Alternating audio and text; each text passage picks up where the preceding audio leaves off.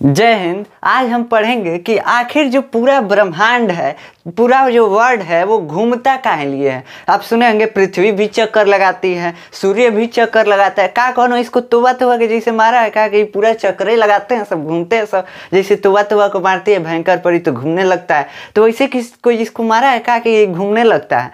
तो आज ये इसी के बारे में समझेंगे कि आखिर सारी गैलेक्सी, सारा चीज, सूर्य भी यहाँ तक के घूमता है, काहे घूमता है।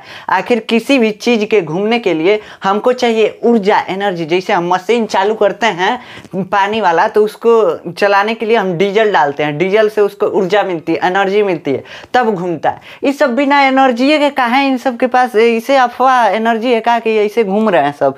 तो इसके बारे में हम आज पढ़ेंगे कि आखिर ऐसा किस कारण होता है, इन सबको एनर्जी कहाँ से मिलती है घूमने के लिए, पूरा सूर्य को भी कहाँ से मिलता है, पूरा ब्रह्मांड को कहाँ से मिलता है एनर्जी घूमने के लिए। तो इस समझने के लिए हमको पहले समझना पड़ेगा बिग बैंग थ्योरी। क्या होता है बिग बैंग थ्योरी? अभी कहेंगे ये क्या होता है। एक हाइपोथेटिकल थ्योरी है, मतलब सोच के बनाया गया कि ऐसा हुआ होगा बहुत पहले, तो इस सोच के ही बनाया गया है। तो इसके बारे में समझेंगे। अब आप आज हम बता दें कि आज हमने अपने चैनल का नाम चेंज किया है, जिसका नाम अब रख दिए हैं पढ़ना आसान। काहे लिए नाम चेंज किए? कहाँ से कि कई लोगों का शिकायत था कि ये चैनल जो है सर्च में नहीं आ रहा है, तो सर्च में लाने के लिए हमने थोड़ा इसका नाम चेंज किया है। तो थोड़ा आप मतलब आप सर्च करना होगा, तो आप पढ़ना आसान नाम से चैनल को सर्च करेंगे तभी आएगा। ठीक, तो देखिए इतना तो समझ में आ गया। अब देखिए ये क्या होता है big bang theory. Big bang theory होता ये है कि ब्रह्मांड का जन्म कैसे हुआ। कभी कभी कोई सोचता होगा आखिर जैसे लकड़ी उकड़ी बनता है तो पौधा लगाते हैं तो लकड़ी बनता है, प्लास्टिक बनाते हैं तब बनता है, मतलब निकलता है अंदर से। कोयला जो है, हम सुने हैं कि लकड़ी को जब कंप्रेस किया जाता है, मतलब सड़ गल के जब पूरा कंप्रेस हो जाता है, दब जाता है, तब जाके कोयला बनता है। अभी सब बनने वाला ही हमको मिलता है पृथ्वी पे, मतलब जो भी हमको सामान मिलता है, जैसे मार्कर है, मार्कर को बनाया गया है, बना है, जन्म लिया है, ठीक, तो ये बनता है। जैसे आदमी बनता है, पेड़ बनता है, मतलब इन सब का जन्म होता है। तो आखिर पूरा ब्रह्मांड कहाँ से जन्म लिया, पूरा ब्रह्मांड जो है जन्म कहाँ से लिया, इसके बारे में जानने के लिए जो है बिग बैंग थ्योरी बनाया गया है। बिग बैंग थ्योरी एक काल्पनिक थ्योरी है, मतलब इसको देखा नहीं गया है, ऐसा होता है, ये एकदम सच नहीं है, लेकिन ये जहाँ जहाँ एक्सपेरिमेंट होता है ये सही प्रूव होता है। तो चलिए देखते हैं ये क्या होता है big bang theory. Big bang theory के हिसाब से इस ब्रह्मांड का जन्म एक मटर के छोटे से दाने के बराबर से हुआ है। अब ये बात आपको हजम नहीं होगा, लेकिन हजम करना पड़ेगा, कहे से कि कुछ कुछ जानते हैं, प्रूफ हो चुका है, तो ये प्रूफ बातों को क्या करना पड़ेगा, हजम तो करना पड़ेगा। तो देखिए क्या हुआ है, ये माना जाता है ऐसा कि बहुत करोड़ साल पहले, बहुत हजार करोड़ साल पहले, लाख करोड़ साल पहले क्या हुआ था, एगो मटर के बराबर दाने का कुछ था, ठीक, एक बिंदु था, उसमें विस्फोट हुआ। जैसे बम फटता है, इहो फट गया। क्या हुआ, जैसे बम फट जाता है, एटम बम लाते हैं, कोई बम लाते हैं, फट जाता है, सेम वैसे ही फट गया। अब फटा तो क्या हुआ, जैसे फटा उसके बाद ये ब्रह्मांड का निर्माण कर लिया, मतलब ये पूरा एक्सपेंड होके फैल के क्या किया, पूरा ब्रह्मांड का निर्माण कर लिया, पूरा पृथ्वी सब बना दिया, पूरा गैलेक्सी वगैरह सब बना दिया। तो ऐसा माना जाता है कि यही मटर का दाना जो है ना, यही फटा था, तो इससे क्या हुआ था, इससे ब्रह्मांड का निर्माण हुआ था। इसके फटने से इसमें से कुछ धूल कण निकले थे, वही धूल कण आपस में मिल करके और क्या कि पृथ्वी बनाए, सूर्य बनाए, ये सब बनाए। मतलब ये माना जाता है ना कि इसमें बहुत ज्यादा एनर्जी था, इनफाइनाइट एनर्जी था। इनफाइनाइट मतलब अनंत, जिसको हम गणना ना कर सके। अब देखिए सूत्र का होता है, आपको आइंस्टीन जो सूत्र दिए थे E=mc², इससे क्या होगा, E=mc² से क्या होगा, ये तो हम सूत्र जानते हैं कि E=mc²। तो देखिए E=mc² से क्या होता है, एनर्जी को हम मास में कन्वर्ट कर सकते हैं। मतलब हम अगर प्रेशर किसी को दे रहे हैं, धकिया रहे हैं किसी को, तो उसको हम मास में कन्वर्ट कर सकते हैं अपने एनर्जी को, ठीक। तो ये E=mc² क्या है, एनर्जी को मास में कन्वर्ट करने का एक फार्मूला है, ठीक। और मास को एनर्जी में, मतलब कि अगर कोयला जलाएंगे तो कितना एनर्जी निकलेगा, कितना ऊर्जा निकलेगा, इसको अगर चेक करना हो तो वहाँ कोयले का मास रख देंगे और प्रकाश की चाल से गुणा कर देंगे। तो समझ में आ गया, ये सूत्र क्या है, ये सूत्र जो है एनर्जी को मास में कन्वर्ट करता है और मास को एनर्जी में कन्वर्ट करता है। मतलब कि अगर आपके पास कोई वस्तु है, मार्कर है, अगर इसका वजन है 10 ग्राम, तो इसको हम जलाएंगे तो कितना एनर्जी निकलेगा ये पता चल जाएगा। अब इससे जो एनर्जी निकला इसको हम अगर मास में बदलेंगे, कोई द्रव्यमान में बदलेंगे तो कितना द्रव्यमान होगा इसको भी ये बता सकता है। कैसे? इसमें द्रव्यमान में क्या करेंगे, प्रकाश की चाल से गुणा कर देंगे, बस पता चल जाएगा कि हमको कितना मास मिलेगा। समझ में आ गया? तो देखिए एनर्जी को अगर यहाँ पे ले जाके और क्या करेंगे, प्रकाश की चाल में भाग दे देंगे, चाहे यहाँ से प्रकाश की चाल को ले आकर के एनर्जी में भाग दे देंगे तो मास में कन्वर्ट हो जाएगा। तो हो सकता है ना, तो यही होता है मतलब एनर्जी से मास में कन्वर्ट करने का थ्योरी। अब देखिए यहाँ पे है कितना इनफाइनाइट, अनंत एनर्जी है, अनंत ऊर्जा है। अब बताइए अनंत ऊर्जा को जब हम मास में कन्वर्ट करेंगे तो इतना संसार तो बन सकता है ना। तो यही सोचा गया कि ऐसा कोई बिंदु था पहले जो उसमें बहुत ज़्यादा एनर्जी था, बहुत ज़्यादा ऊर्जा था, अनंत ऊर्जा था, इतना ऊर्जा कि पूरा संसार बनाया जा सकता है, इतना ऊर्जा था इस बिंदु में। अब ये क्या हुआ, किसी वजह से फट गया, कोई टकराया या कुछ इसमें कमजोर हो गया जिसके वजह से ये फट गया, बम जैसे फट गया। समझ में आ गया? उसके बाद इसमें से धूल कण के रूप में पूरा एनर्जी निकला, पूरा एनर्जी निकला। उसके बाद धूल कण बन गया, धूल कण बन के जब धूल कण आपस में मिलते गए, मतलब कण समझिए, तो आपस में मिल के सूर्य का निर्माण किए, पृथ्वी का निर्माण किए, गैलेक्सी का निर्माण किए, इन सब का निर्माण इस टाइप से हुआ। ऐसा माना जाता है इस थ्योरी के हिसाब से। ये क्या है? बिग बैंग थ्योरी है। अब इससे इसके घूमने का नजरिया है, ये तो समझ में आ गया कि ये फूटा तो पूरा ब्रह्मांड बन गया। समझ में आ गया ना? तो बताइए इससे इसका क्या संबंध है कि घूमेगा कहाँ है भाई, कहाँ घूमेगा? तो देखिए जैसे किसी चीज को अगर साइड से धकिया देंगे तो क्या होगा, घूमेगा। जैसे भयंकर परी मारती है तोबा को एक चटकन उसके गाल पे, तो उसको साइड से इसे धकिया देती है, और जैसे इसे धकियाते ही घूमने लगता है, तोबा घूमने लगता है ना। तो देखिए कैसे घूमता है, कैसे घूमता है, जब इसको साइड से धकियाया जाता है, मतलब कि इसको भी कोनो धकियाया है, पूरा ब्रह्मांड जो है उसको कोनो धकियाया है, कोई है धकियाने वाला साइड से, तभी तो ये घूम रहा है, तभी घूम रहा है ना। तो देखिए क्या हुआ है, इसको धकियाने वाला क्या है, यहाँ जब विस्फोट हुआ ना तो ब्रह्मांड तो बना, लेकिन अब सोचिए विस्फोट काहे हुआ? हो सकता है कोई पिंड आया, कोई और दूसरा इसी टाइप का था, वो आया और इससे टकराया, जैसे टकराया मतलब यहाँ के साइड में टकरा गया, और जैसे साइड में टकराया ये फट तो गया, लेकिन इसमें एक वेव पैदा हो गया। वेव मतलब समझते हैं ना, तरंग, घूमने के लिए तरंग पैदा हो गया। तो ऐसा हो सकता है, ठीक। अब कहेंगे कि ऐसा अगर कोई दूसरा कण ना होगा तो क्या होगा? अब मान लीजिए फटा तो ऐसा ही वेव निकल गया। वेव मतलब नहीं समझ में आ रहा है?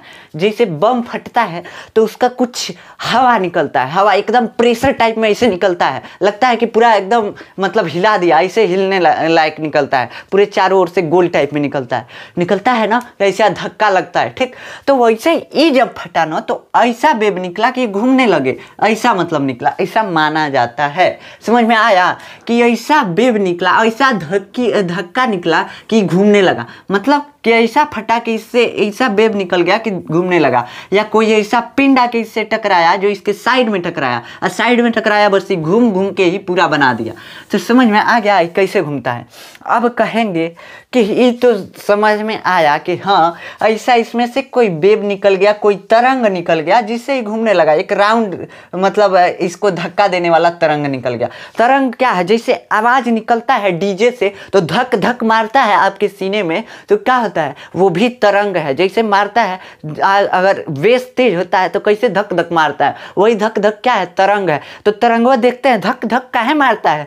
जब धक्का देता है तभी तो मारता है। तो इसमें भी ऐसा तरंग निकला, ऐसा धक्का निकला कि नाचने लगा। तो समझ में आ गया, इसी के वजह से सब ब्रह्मांड नाचता है। तो ये तो समझ में आ गया कि नाचने लगा, लेकिन इसको कभी रुकना चाहिए, काहे से कि हम नचौनी जब नचाते हैं तो वो एक समय आता है जब रुक जाता है। लड्डू नचाते हैं वो एक समय आता है रुक जाता है। इसमें एनर्जी एकदम स्टोरे हो गया का हरदम के लिए कि नहीं रुक रहा है। तो देखिए अब न्यूटन का फर्स्ट लॉ समझिए। फर्स्ट नियम, पहला नियम न्यूटन का क्या होता है? पहला नियम न्यूटन का क्या कहता है? पहला नियम न्यूटन का ये कहता है कि यदि कोई वस्तु गति में है तो गति में रहेगा, मतलब किसी को धकिया दिए, वो धकिया दौड़ियाइले रहेगा, मतलब दौड़ते रहेगा जब तक कि उस पर कोई बाह या बल ना लगाया जाए, जब तक उसको रोका ना जाए तब तक वो दौड़ते रहेगा। मान लीजिए मारकर ऐसे धकिया दिए तो क्या होगा, ये दौड़ते रहेगा, मतलब चलते रहेगा जब तक इसको हम ऐसे पकड़ के रोकेंगे नहीं तो। लेकिन ये हम पॉसिबल देखते नहीं हैं। कभी देखे हैं क्या कि हम मारकर कोई से फेंके तो ये हरदम चलते रहे, गिर जाता है ना। तो ये काहे गिरता है? न्यूटन का तब फर्स्ट लॉ गलत ना, काहे से कि हम जैसे मार कर फेंकते हैं वो कुछ दूर जाके रुक जाता है। ये ऐसा नहीं होता है कि हरदम चलते रहे।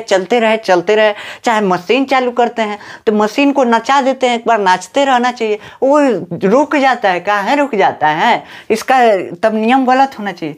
तो ये देखिए नियम किस लिए दिया था, ये नियम इसलिए दिया था कि जब कोई बाह या बल ना लगाया जाए, कोई हम बल लगा के उसको ना रोकें। अब जब हम क्या करते हैं, कुछ फेंकते हैं, मान लीजिए मार कर फेंके तो इस पे क्या लग रहा है, एक तो गुरुत्वाकर्षण जो है पृथ्वी का गुरुत्वाकर्षण इसको नीचे खींच रहा है, आओ इधर खींच रहा है नीचे, और उसके बाद इसको फेंक रहे हैं जब, तो क्या हो रहा है, इसके ऊपर हवा आ रहा है। जैसे हम बाइक से चलते हैं, देखते हैं एकदम लगता है चेहरा एकदम उड़ा देगा, ऐसा हवा लगता है। तो जो प्रतिरोध उत्पन्न हो रहा है, आपको रोकने का कोशिश कर रहा है हवा, इस पे भी तो लग रहा है, इस पे भी तो एयर रेजिस्टेंस लग रहा है, तो इसको भी रोकने का काम कर रहा है। तो जब इसको रोकने का काम करता है तो बाह्य बल तो आइए गया ना, देखिए ना, जब हवा रोकने का काम कर रहा है तो रोक रहा है, तो मतलब बाह्य बल लग गया। गुरुत्वाकर्षण नीचे खींच रहा है, मतलब बाह्य बल लग गया, इसीलिए रुका है। समझ में आया? तो ऐसा हम डेली लाइफ में नहीं देख सकते हैं कि किसी वस्तु को फेंक दें तो वो चलता ही रहे।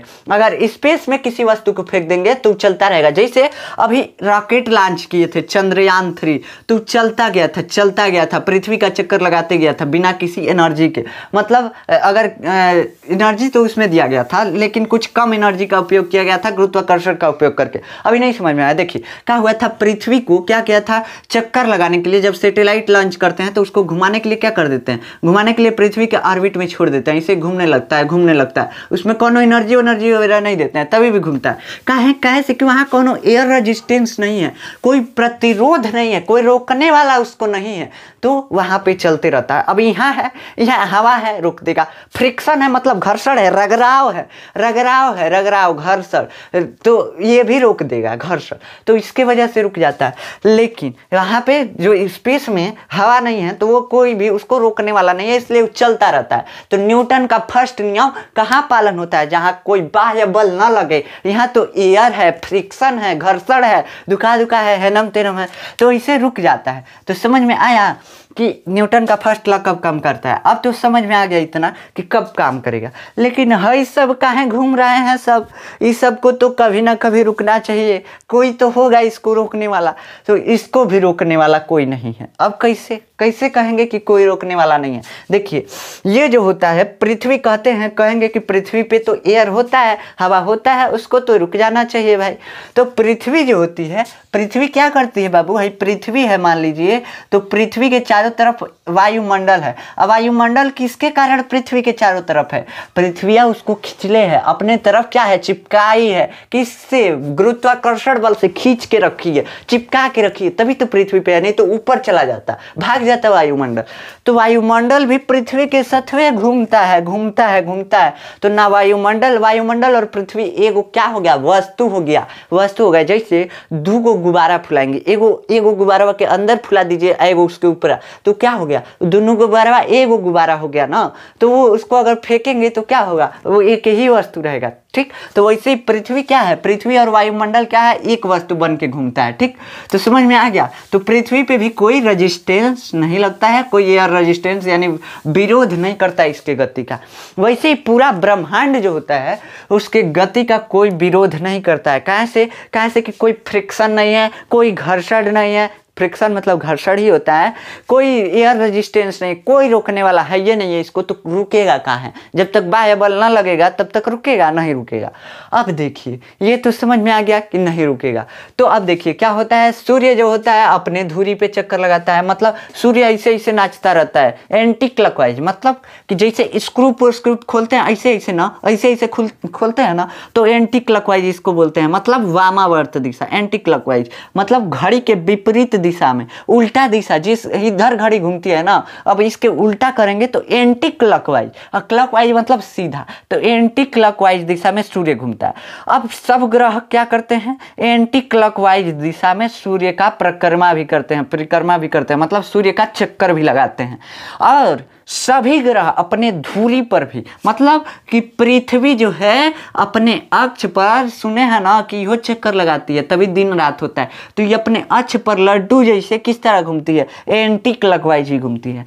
सब ग्रह क्या होते हैं, एंटी क्लॉकवाइज घूमते हैं। लेकिन यहाँ एगो दिक्कत आता है, सब ग्रह को छोड़िए, शुक्र को देखिए, शुक्र ग्रह जो होता है उल्टा घूमता है। किस दिशा में है, सब ग्रह तो घूम रहा है एंटी क्लॉकवाइज में, लेकिन शुक्र ग्रह क्या होता है, क्लॉकवाइज घूमता है। तो अब कहेंगे यहाँ नियम फेल, काहे से कि लगा था क्या, एक दिशा में बल, एक दिशा में ही ना उसको ढकेल सकते हैं, दो दिशा में कहाँ ढकेले हम, ढकेले थे एक ही दिशा में, काहे दो दिशा में, कई को घूम रहा है, कई को इधर घूम रहा है, कई को उधर घूम रहा है, काहे ऐसा हो रहा है। तो देखिए क्या होता है, ये पहले शुक्र ग्रह ऐसा माना जाता था कि पहले शुक्र ग्रह भी इसी दिशा में घूमता था, एंटी क्लॉकवाइज ही घूमता था। लेकिन क्या हुआ, कोई पिंड आया और उससे एकदम टकरा गया, ढकेल दिया उसको, तो क्या हो गया, उल्टा घूमने लगा।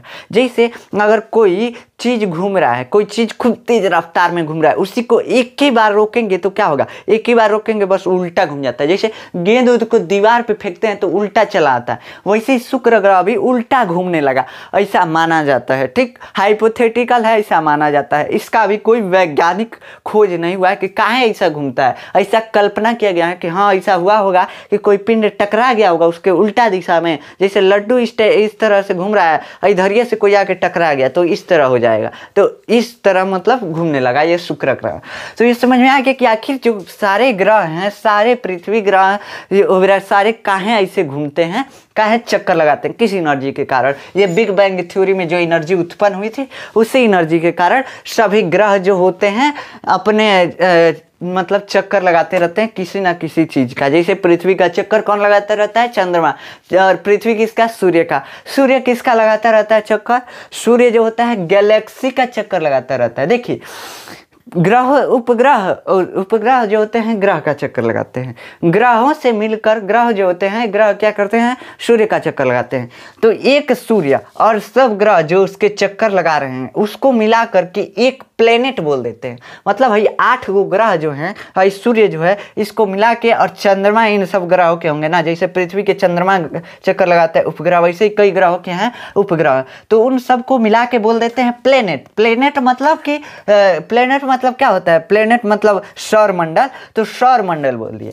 अब सौर मंडल जो है, कई सौर मंडल को मिला के क्या बनता है, कई सौर मंडल, मतलब ऐसा कई गो सूर्य पृथ्वी वगैरह सब मिलेंगे, तो कई गो जब मिलेंगे तो क्या बनेगा, गैलेक्सी बनेगा। गैलेक्सी मतलब आकाशगंगा, आकाशगंगा होता है गैलेक्सी मतलब, तो गैलेक्सी बनता है। तो समझ में आ गया। अब गैलेक्सी का चक्कर ये सब लगाते हैं, गैलेक्सी के केंद्र का चक्कर क्या लगाते हैं, ये प्लेनेट लगाते हैं सब। मतलब सूर्य किसका चक्कर लगाएगा, सूर्य जो है गैलेक्सी के केंद्र का चक्कर लगाएगा। ठीक, अब कहेंगे गैलेक्सी किसका चक्कर लगाती है, तो भैया अभी इसका खोज हुआ नहीं है कि गैलेक्सी किसका चक्कर लगाती है। अभी गैलेक्सी का बस इतना पता चला है कि हाँ गैलेक्सी होती हैं, गैलेक्सी भी घूमती हैं, लेकिन अब किसका चक्कर लगाती हैं ये अभी खोज नहीं हुआ है। अभी वैज्ञानिकों को कुछ भी इसके बारे में नहीं पता है। समझ में आया। अब गैलेक्सी भी होती हैं जो, वो कभी एंटी क्लॉकवाइज में कोई कोई गैलेक्सी घूमती है, कोई कोई गैलेक्सी क्लॉकवाइज में घूमती है।